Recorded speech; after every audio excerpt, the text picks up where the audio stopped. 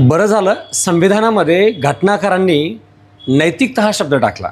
आपल्या राज्यघटनेमध्ये article 25 subclause 1 अंतर्गत नैतिकता शब्द आहे, ज्याच्यामध्ये असं उल्लेखित आहे सार्वजनिक व्यवस्था, नीतिमत्ता आणि आरोग्य असे 3 शब्द टाकलेले आहेत. आणि हे शब्द टाकलेले आहेत म्हणून न्यायालयानं नेहमी घटनात्मक नैतिकतेबद्दल बोललेलं आहे. आणि आत्ता बुधवारी सर्वोच्च न्यायालयाने केरळामधील शबरीमाला मंदिराबद्दलचा निकाल देताना 9 न्यायाधीशांच्या खंडपीठाने आपले सुप्रीम कोर्टचे चीफ जस्टिस यांच्या नेतृत्वाखाली निर्णय देताना सांगितलं की एखाद्या धर्मातील रूढी, परंपरा, श्रद्धा या जर काही चुकीच्या पद्धतीने चालल्या असतील, ज्याच्यामध्ये अनैतिक काही घडत असेल, तर न्यायिक कक्षेमध्ये येतं असं सर्वोच्च न्यायालयाचं म्हणणं आहे. तर तिथं भारत सरकार काय सांगते की नैतिकता ही फक्त भावना आहे आणि भावनेच्या आधारावर न्यायालय त्याचं न्यायिक पुनर्वलोकन करू शकत नाही. आणि म्हणून एखाद्या धर्मातील श्रद्धा किंवा विश्वास, परंपरा याबद्दलची नैतिकता न्यायालय तपासू शकत नाही असं भारत सरकार म्हणते. म्हणून घटनेत नैतिकता शब्द टाकला आहे ते बरं झालं. अन्यथा सरकार नैतिकता हे न्यायालय ठरवू शकत नाही.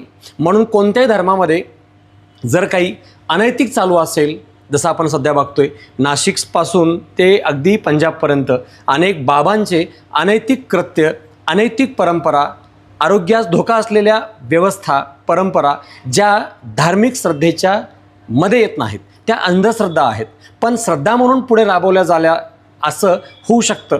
त्या नैतिकता म्हणून पालन कराव्या लागतात असं झालं असतं.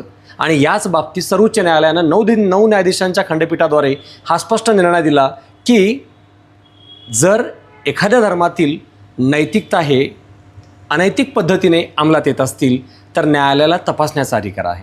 शबरीमाला मंदिर, महिलांचा मंदिरातील प्रवेश आणि त्यासोबत एखाद्या धर्मातील अनैतिक रूढी, परंपरा याबद्दलचा विस्तृत निर्णय देताना 9 न्यायाधीशाच्या खंडपीठाने हा निकाल देणे हे नैतिकता शब्दाबद्दलची विस्तृत व्याप्ती समजून घेण्याच्या पॉईंट ऑफ व्ह्यूनं महत्त्वाचं आहे. म्हणजेच घटनाकारांनी खूप विस्तृत व्याप्त स्वरूपात विचार करून घटने शब्द टाकलेत. आर्टिकल 25मधील सबक्लॉज 1मध्ये आणि आर्टिकल 26मध्ये धार्मिक स्वातंत्र्य, धार्मिक नैतिकता या बाबतीचा विशेष उल्लेख करून खऱ्या अर्थाने सरकार व व्यवस्थेला मर्यादा टाकण्याचं आणि घटनेनुसार योग्य काम करण्याची महत्त्वाकांक्षी बंधनकारक व्यवस्थाच घटनेद्वारे दिल्याचा हा पुरावा मिळतो. आणि म्हणून नैतिकता आणि अनैतिकता काय आहे, घटनात्मक नैतिकता काय आहे याबद्दल बाबासाहेब आंबेडकर आणि संविधान या माध्यमातून अनेक वेळा UPSCने सुद्धा याबद्दल चर्चा केलेले